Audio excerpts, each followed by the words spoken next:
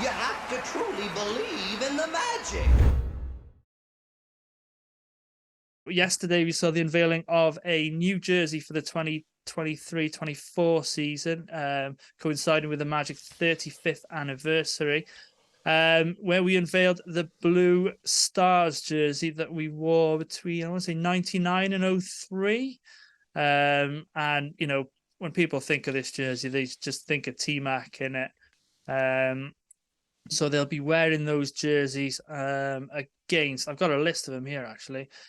Opening night against the Rockets, the Bucks on November the 11th, the Heat December 20th, the Hawks January 7th, the Sixers January 19th, the Thunder February 13th. I'll be there for that. The Pistons March the 3rd, the Clippers on March the 29th, the Grizzlies March the 30th, so the back-to-back, and then lastly against the Bucks on April the 14th before we go into the playoffs. So, guys, thoughts on the jersey? Happy? I think big smiling faces right there.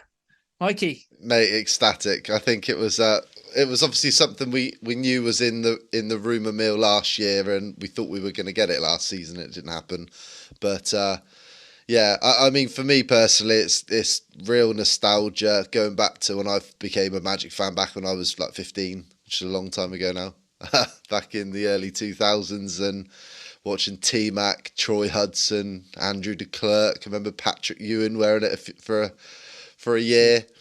Yeah, just pure nostalgia. And for me, like the Stars jerseys, I know the pins are classics, but for me, the Stars are my favourite jersey. I know me and Gary have had this conversation that I'm not a big white jersey person. I'm like Paul on that, but the white jerseys are my favourite of all time. But I think the Magic have just absolutely nailed the whole unveiling of what they've done. I know you're going to go into that shortly with what they've done, but yeah, for me it's a perfect throwback. And if you're my sort of age, if you're in your like early to mid 30s or maybe a little bit older, then there's some fond memories of those early 2000 T-Mac teams. yeah, definitely. I mean, it was the Heart and Hustle team who wore it as well. Mm-hmm. People forget that because you just think of T-Mac. And then it was also the last year we had Penny Hardaway, Nick Anderson, before the team was all blown up. When we lost the Sixers in the playoffs, they wore the jerseys for the first season. And I mean, Nick Anderson told us a great story, didn't he, about the design of them? So Yeah. if you want to hear that story, if you go back in the archive now, there's a really good story about the jerseys right there. So they also gave us a brand new court, and it features the Magic part of the the rebrand, which featured the Stars jersey as mentioned. So it's just the Magic wording only, and not the ball that goes underneath it. Nice to see that one, Gar. It's interesting, really, because when you look around social media, if you use Twitter or X or whatever you want to call it this week, and you have a look around on it, there's not one negative comment that I've seen about the jerseys, about the logo, about the court at all, from Magic fans, from from general NBA accounts, from other fans of other teams. Nobody can say anything negative. So I think there's a message there to Magic marketing, and it's just give us what we want. And what we want is basically this logo back in whatever incarnation it is, that star logo, the A and the dot of the I with the star there, and some form of the star print pinstripe jerseys. People want them back. It's that simple, and I think you can put out any other jersey, any other design, whatever you want. You can't beat perfection. And you throw the court in there, you throw the logo in there, you throw the merch in there, but those first five jerseys and everything around it is top 10 to 15 of every team's jersey of all time, all five of them. And the logo is iconic. That is the Orlando Magic's logo, those first two. So anything with that on the court, play every game with that court for me. Yeah, Every single game. Definitely. That's the Magic. And you mentioned, all the nice feedback we're getting. We're in a group chat with the NBA community, and we got the LA Lakers in, the Miami Heat in there, and it was Dan came out and said, that was fire. And that's the first nice thing I think he's ever said about the Orlando Magic, who runs the Miami account. And we had Elliot with hooping and looting. He said I think he quoted his little nice gif or whatever he does. So everyone loves it. So that's fantastic. So thinking about these jerseys, then I just want to throw it back to the early 2000s. What is your favourite Magic memory of when we wore these jerseys, either late 90s or early noughties? Is there a favourite game, a particular performance, or...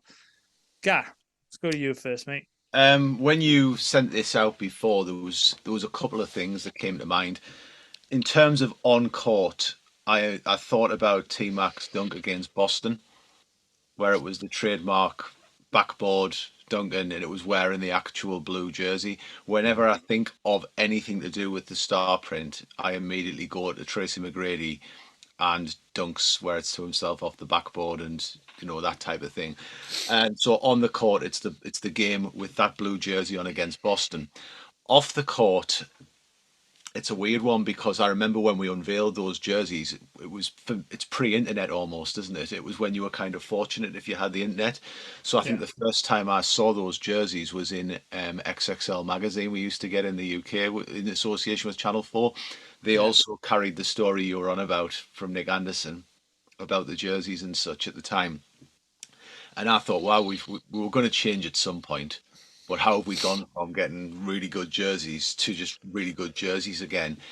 And the happy memory, and that's why if you watch it on YouTube, you'll see I've got a champion replica Grant Hill one behind me.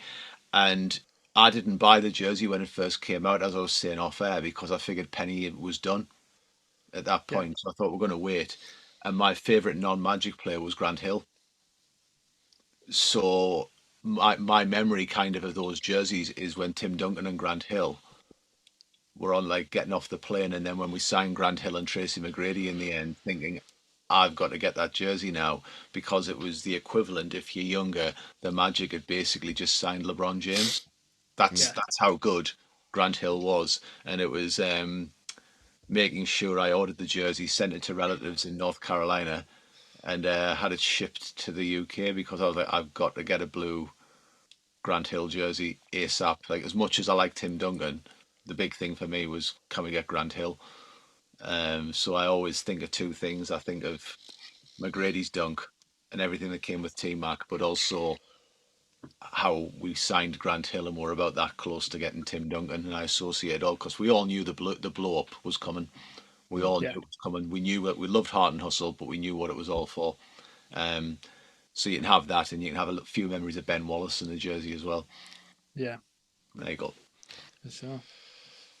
Yeah, like Gary, I've got the same replica champion jersey with Tracy McGrady on the back of it. I think all the numbers and all the letters have cracked on it because they've been worn and washed that many times down the years.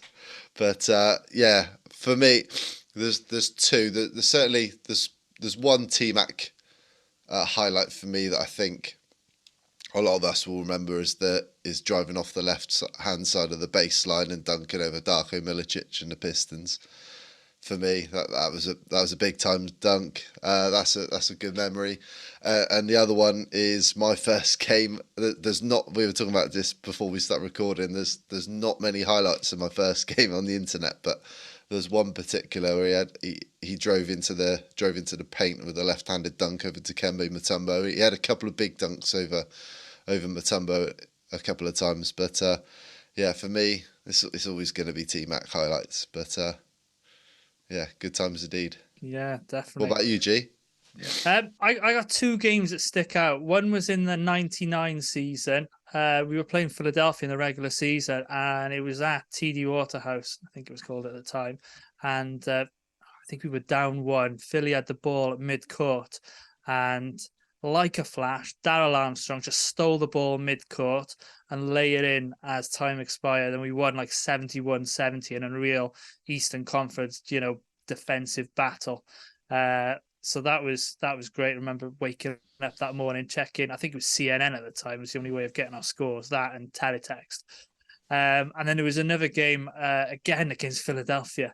I've got the box score in front of me. 28th of March 2001. It was a game carried by Sky Sports at the time. We McGrady scored 44 points, and we beat the Sixers 96-95. But I think it was a Pat Garrity 3 right at the death that put the Sixers to the sword. I think Iverson's got about 37, 38 that game. So it was one of those real back and forth games. John Amici also played. Shout out to the Brit.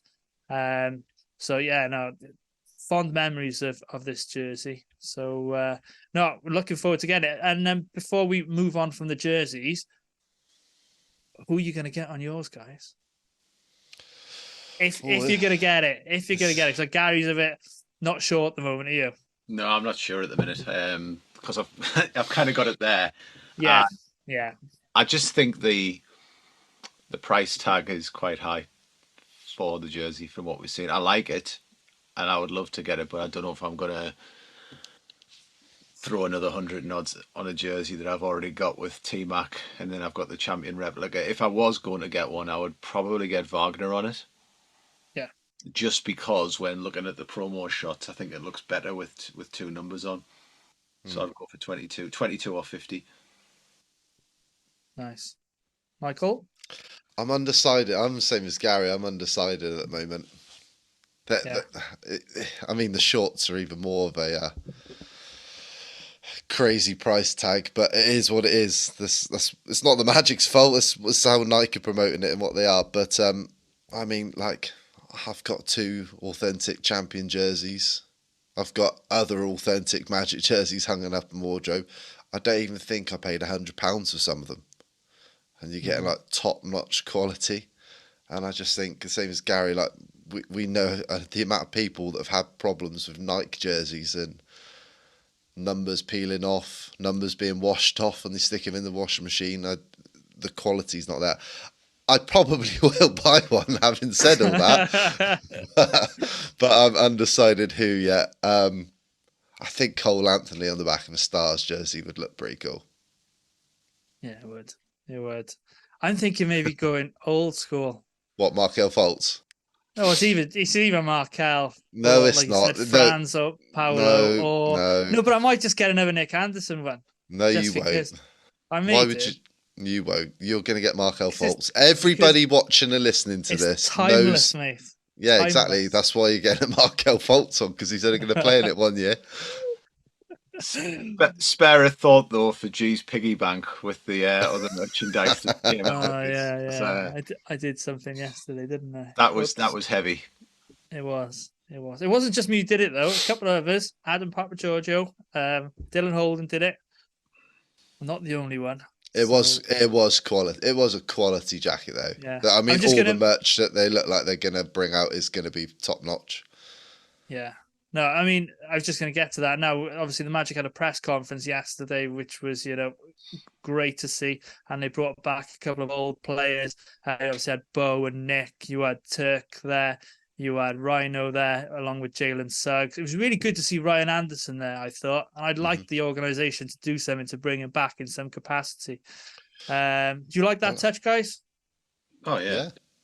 Yeah. I like the way you missed Rashard Lewis. Is that because he went to Miami later on? so didn't Anderson went there as well? He did. He did. Yeah. But yeah, no, it was a nice touch. That's the only thing the Magic got wrong with yesterday's announcement, was not live streaming it. Because I think everybody was like on tenterhooks waiting to see everything yesterday. Yeah. I managed to find a live stream off of one of the local broadcasts. Somebody was in the stand filming it off their phone or something like that. But yeah, I think a lot of people had to wait later on to see some of it. But yeah, they got it wrong by giving Bo Outlaw a DH Gate version. If you look really closely. Yeah. Oh dear. Thanks for listening and watching. If you like this episode, give it a thumbs up and subscribe. Go Magic.